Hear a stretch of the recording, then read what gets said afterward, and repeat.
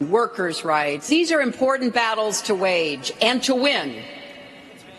But the most critical battle of all will be fought in the voting booths next November.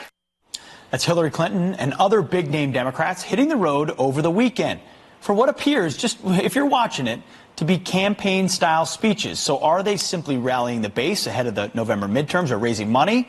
Or are they laying the groundwork for 2020 runs? Here to weigh in, GOP pollster and strategist Justin Wallin. Justin, thanks for joining us this morning. Thank you. So it's speculation, but here we are, and Hillary Clinton's back on the trail. Is it conceivable that she could run for a third time? Yeah, Hillary in 2020. I mean, 26% of Americans view her very or even somewhat positively. And while Democratic women have been winning in unprecedented numbers in primaries this year, and I think there's an appetite for a woman president, if left-leaning voters are looking for a blast from the past, they're really looking for Barack Obama, I think, not Hillary. Sure, or the blast from the past they wanted, really, the grassroots really wanted last cycle was Bernie Sanders. Now, he's back on the trail. He was in Minnesota at a rally for Keith Ellison, who's running for the Attorney General there. No moderate. Here's what Bernie Sanders had to say at that rally.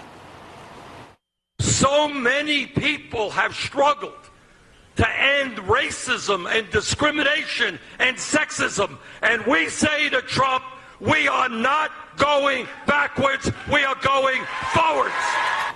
Familiar rhetoric. Is he teeing up a run?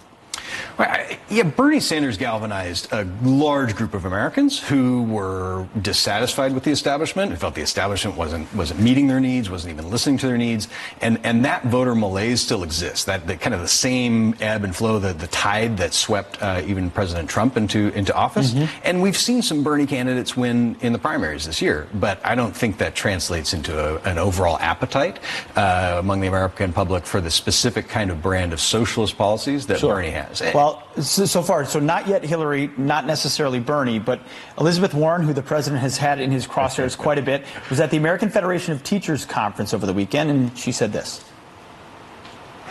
We'll organize the fight for working people across America. We'll register the voters. We'll bring in everyone off the sidelines. And come November 6th, we will vote to save this democracy. I'll be honest, I was surprised she didn't run last time because she felt like an in-between between Hillary Clinton and Bernie. Does she run this time? I mean, she's a hero of the progressive left, no question about it. But I think she's hedging. I mean, she's right now criticizing the Electoral College at this stage. So I think if you asked her, she's not very confident in her ability. Interesting. So, and even the name polling the best amongst is Joe Biden, another name we didn't even talk about here, so it'll be very interesting. Justin, thanks for your time this morning. Thank you. We're watching. All right, well, President Trump laying out his agenda.